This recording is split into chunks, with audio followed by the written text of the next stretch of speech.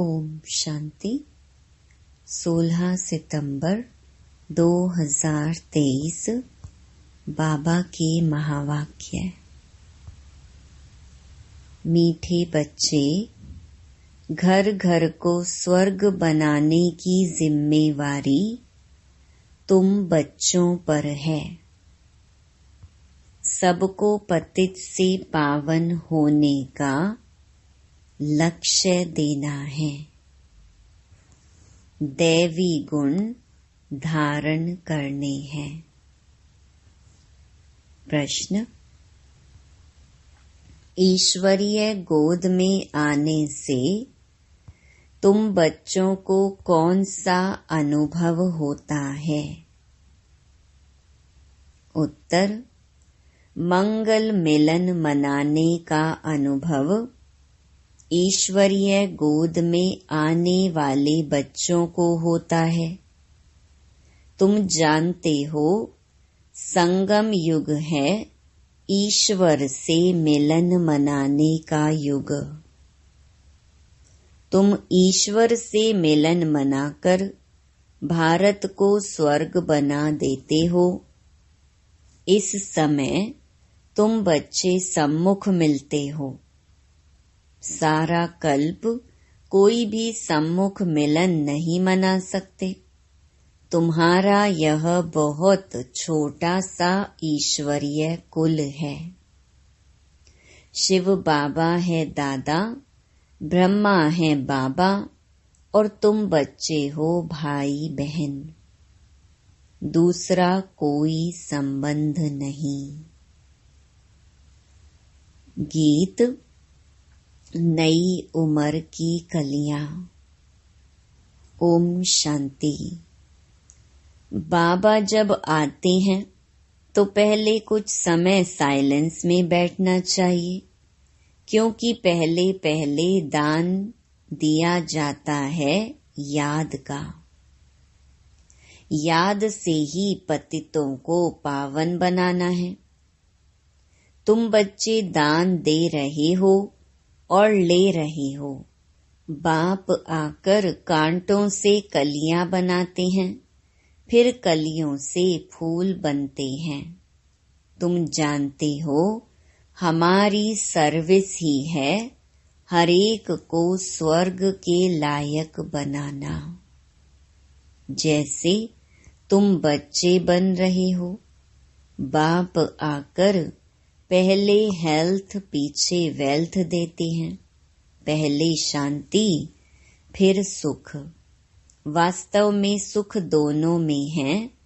तुम बच्चों को सुख और शांति दोनों चाहिए, और जो सन्यासी आदि हैं वह सिर्फ शांति चाहते हैं। सन्यासी सुख नहीं चाहते हैं, सुख तो वह दे ना सके। अगर शांति देवें तो भी अल्पकाल क्षण भंगुर सुख के लिए। कहते हैं कि सुख तो काग विष्टा समान है। सन्यासी बहुत करके शांति चाहते हैं मुक्ति के लिए। मुक्ति दूसरा कोई तो दे नहीं सकता। इसको बेहद की मुक्ति, बेहद की जीवन मुक्ति कहा जाता है। सो बेहद का बाप ही दे सकते हैं। तुम जानते हो, इस समय सब कांटे हैं। कांटे चुभते हैं। बाप कहते हैं, सब एक दो को काम कटारी से मारते हैं।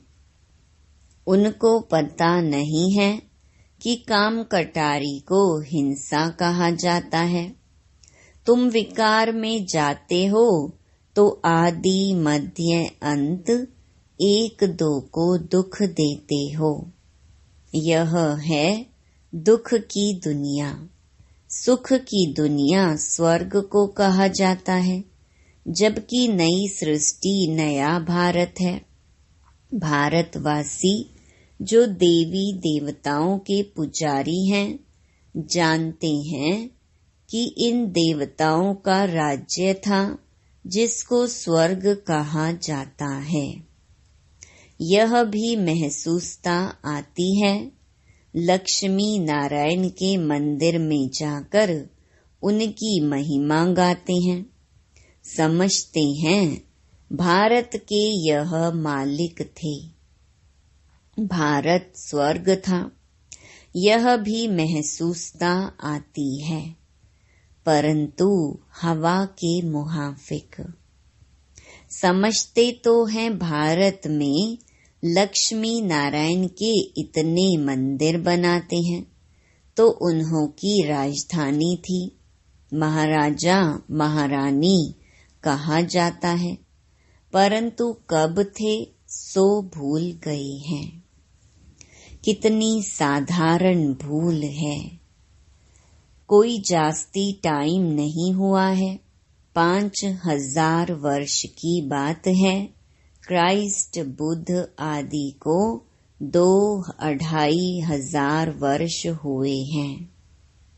उनके लिए ऐसे कहते हैं कि रीइनकार्नेशन किया। यूं तो रीइनकार्नेट हरेक करते हैं। आत्मा आकर प्रवेश करती है, इसको भी रीइनकार्नेट कहेंगे। परंतु पहले बड़ों का नाम गाया जाता है।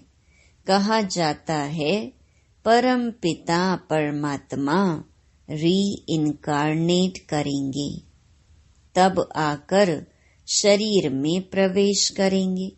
रीइनकार्नेट का अर्थ यह है। तो जो बड़े नामी ग्रामी होते हैं उनके लिए यह कहा जाता है, जैसे बुद्ध का रीइनकार्नेशन, क्राइस्ट का रीइनकार्नेशन। बौद्धि और क्रिश्चियन का भारत से कनेक्शन देखने में आता है। गुरु नानक को 500 वर्ष के लगभग ही दिखाते हैं। उनका भी छोटा रीइनकार्नेशन है। वह बड़े हैं तो रीइनकार्नेशन सब करते हैं। अब परम पिता परमात्मा को बुलाते हैं, परंतु वह कब आएगा, कैसे आएगा, यह नहीं जानते। शरीर में तो जरूर आना होता है, परंतु जन्म ना लेने कारण उनको रीइनकार्नेशन कहा जाता है। छोटा बच्चा तो नहीं बनते हैं।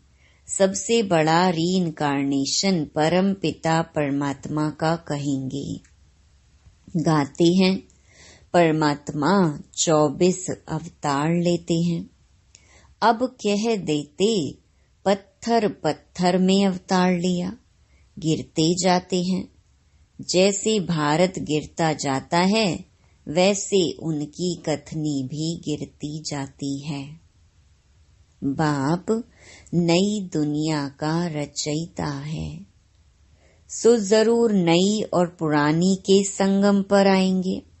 उनको सबसे बड़ा रीइनकार्नेशन कहेंगे। शिव का सबसे बड़ा रीइनकार्नेशन है, परंतु मनुष्य समझते नहीं हैं, क्योंकि परमात्मा से बेमुख हुए हैं। निराकार से परिचित जरूर हैं, परंतु वह यह नहीं जानते कि परमात्मा कब आते हैं, क्या आकर करते हैं। ऐसे नहीं कि विष्णु का रीइनकार्नेशन कहेंगे, देवी देवता धर्म का रीइनकार्नेशन नहीं कहेंगे, देवी देवता धर्म की स्थापना कहेंगे। विष्णु अवतरण का एक नाटक भी बनाते हैं। अब वास्तव में विष्णु अवतरण की तो बात ही नहीं। तुम अब विष्णु के कुल के बन रहे हो, ईश्वर का कुल है ना। यह शिव का बच्चा ब्रह्मा, ब्रह्मा के बच्चे तुम। इसको ईश्वरीय कुल कहा जाता है। परम पिता परमात्मा कहते हैं, मैं आकर तुमको अपना बनाता हूँ, मैं आकर तुम बच्चों का बाप बनता हूँ तो सबका बाप, परंतु अभी तुम ब्रह्मा द्वारा मेरे बने हो, इसलिए तुम मुझे दादा कहते हो।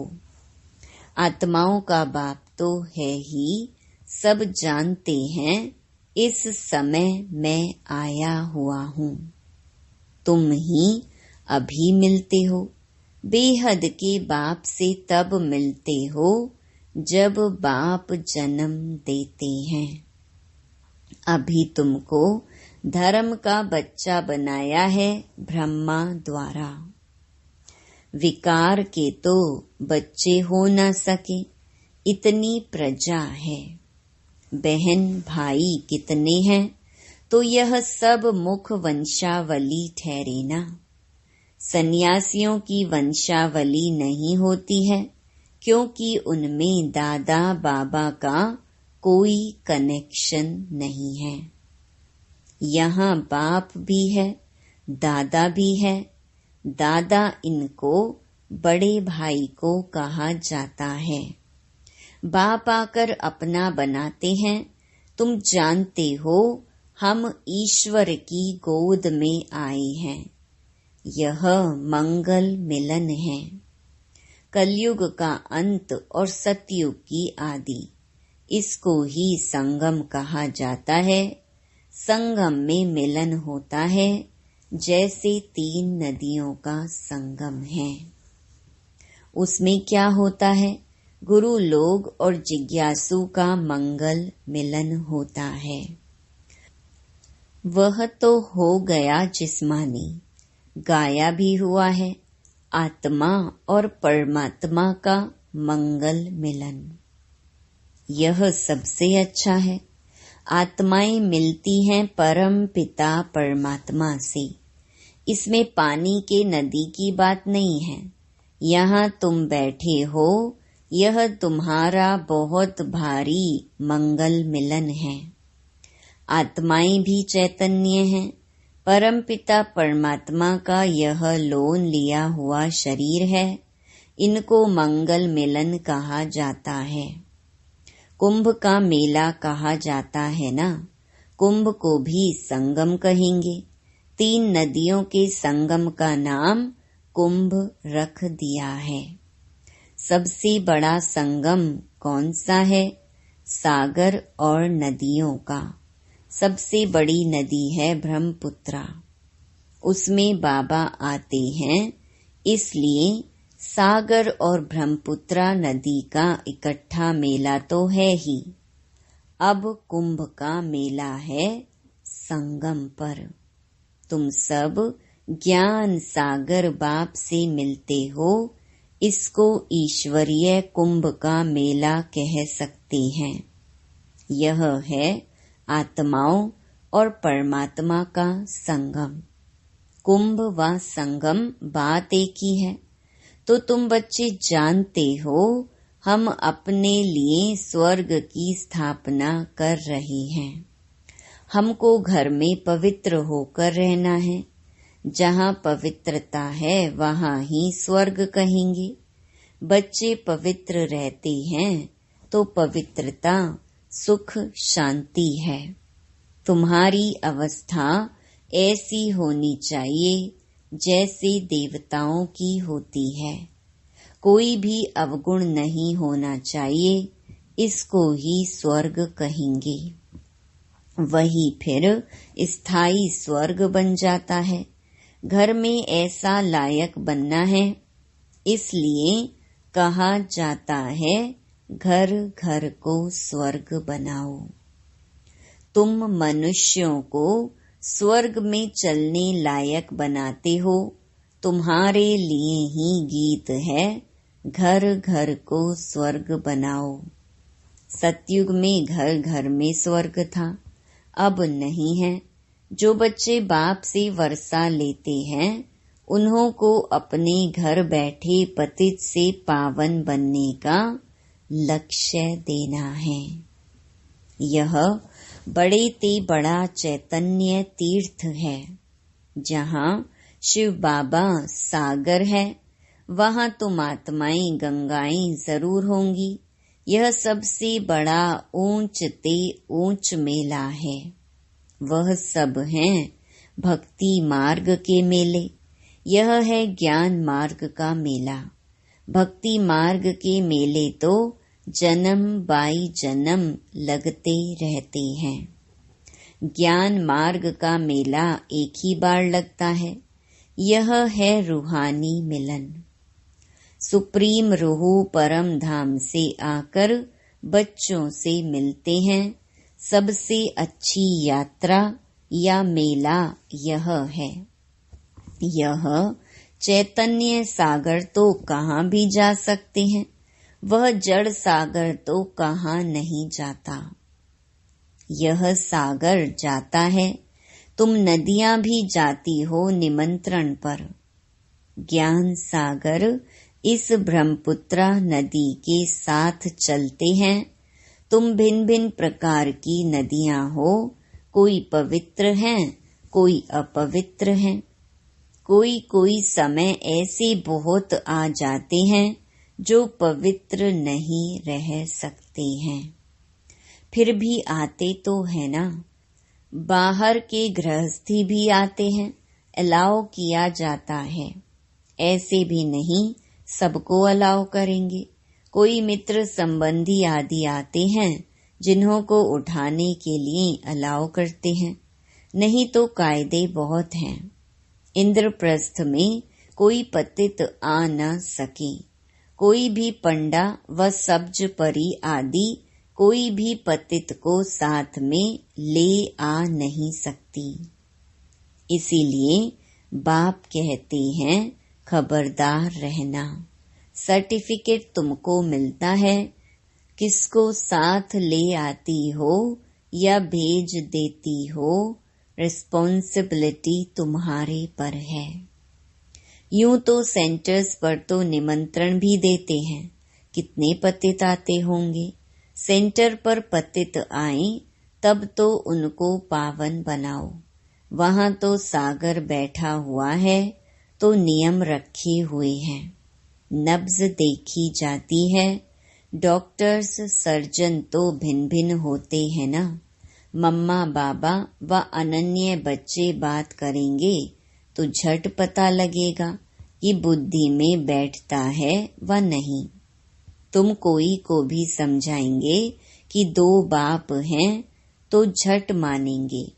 युक्ति बतलाई जाती है। परमपिता परमात्मा को तो सब याद करते हैं। हम फलाने बाप के बच्चे हैं, सिर्फ उनके ऑक्यूपेशन को नहीं जानते। यह तो तुम बच्चे समझ गए हो कि जिस जिस नाम रूप से जो मनुष्य आते हैं, उसी नाम रूप से 5000 वर्ष बाद फिर आना है जरूर। क्राइस्ट का जो चित्र है हूबहू फिर उसी समय ही हो सकता, ऐसा और किसी मनुष्य का हो नहीं सकता। कृष्ण का जो चित्र है वह फिर और किसी मनुष्य रूप में हो न सके। आत्मा भिन्न भिन्न नाम रूप देश काल में जन्म लेते लेते अब पतित हो गई है, उसको फिर पावन बनाते हैं। तुम जानते हो कल्याणकारी बाप है, अकल्याणकारी रावण है। सबको सद्गति देने वाला बाप है। फिर इसमें मनुष्य तो क्या, सब चीजों की सद्गति हो जाती है। नरक का विनाश, स्वर्ग की स्थापना होती है। जो कल्प पहले आए थे, कोई पंजाबी कोई पारसी आते हैं ना, सभी को निमंत्रण देना है। बाप आया हुआ है, ढिंढोरा पीटने में भी हर्जा नहीं है। तुम्हारे चित्र भी बड़े अच्छे हैं। अभी तुम मंदिर लायक बनते हो, अब भूतों को निकालने में बड़ी मेहनत है। लक्ष्मी अथवा नारायण को वरने के लिए विकारी अवगुण निकालने में कितनी मेहनत लगती है। कोई को काम का भूत, कोई को क्रोध का भूत, किसको मोह का भूत थप्पड़ मार देते हैं, एकदम गिर पड़ते हैं। लोभ वश भी गिर पड़ते हैं। अच्छे अच्छे घर की बच्चियां मिठाई देखेंगी तो छिपाकर खा लेंगी। लोभ ने भी कितनों को नुकसान पहुंचाया है। लोभ के वश ही चोरी करते हैं। पहले तुम भट्ठी में थे, अभी तो सबको अपने घर में भट्ठी बनानी पड़ी। बाप ने एक ही बड़ी भट्ठी बनाई, अभी तो कहते हैं पहले 7 रोज भट्ठी में रहना पड़े। आजकल किसका भट्ठी में बैठना बड़ा मुश्किल है। सेंटर में ही आते हैं तो रंग चढ़ाते हो, फिर घर में जाने से उड़ जाता है। संग दोष लग जाता है, अभी तो बड़ी मेहनत है। अभी तुम बच्चे जानते हो हम ईश्वरीय कुल में बैठे हैं। दादा बाबा और हम भाई बहन हैं। ब्राह्मण कुल सर्वोत्तम गाया हुआ है। उन ब्राह्मणों को भी तुम ज्ञान दे सकते हो। ब्राह्मण है उत्तम चोटी। यह संगम युगी ब्राह्मण ही फिर देवता बनते हैं। पहले तो देवताओं से भी ऊंच ब्राह्मण है। चोटी तो ऊंची ठहरी ना। तुम ब्राह्मण देवताओं की पूजा करते हो, अपने को पुजारी, उनको पूज्य समझते हो। तुम उन पुजारियों ब्राह्मणों को भी यह समझा सकते हो, तुम तो हो सच्चे सच्चे ब्राह्मण संगम युगी। तुम ब्रह्मा मुख वंशावली हो, फिर तुम सो देवता बनते हो। स्वर्ग का देवता जरूर परम पिता परमात्मा ही बनाएंगे। अच्छा, मीठे मीठे सिकिलधे बच्चों प्रति मात पिता बाप दादा का याद प्यार और गुड मॉर्निंग। रूहानी बाप की रूहानी बच्चों को नमस्ते। धारणा के लिए मुख्य सार। पहला, अंदर के अवगुणों की जांच कर उन्हें निकालना है। संग दोष से अपनी संभाल करनी है। देवताई गुण धारण कर स्वयं को लायक बनाना है। दूसरा, घर घर को स्वर्ग बनाने की सेवा करनी है। भूतों को बाप की याद से भगाना है। बाप के साथ मंगल मिलन मनाते रहना है। वरदान, अपने अनादि संस्कारों को इमर्ज कर सर्व समस्याओं को पार करने वाले उड़ता पंछी भव। आप सब अनादि रूप में हो ही उड़ने वाले, लेकिन बोझ के कारण उड़ता पंछी के बजाय पिंजड़े के पंछी बन गए हो। अब फिर से अनादि संस्कार इमर्ज करो, अर्थात फरिश्ते रूप में स्थित रहो। इसी को ही सहज पुरुषार्थ कहा जाता है। उड़ता पंछी बनेंगे तो परिस्थितियां नीचे और आप ऊपर हो जाएंगे। यही सर्व समस्याओं का समाधान है।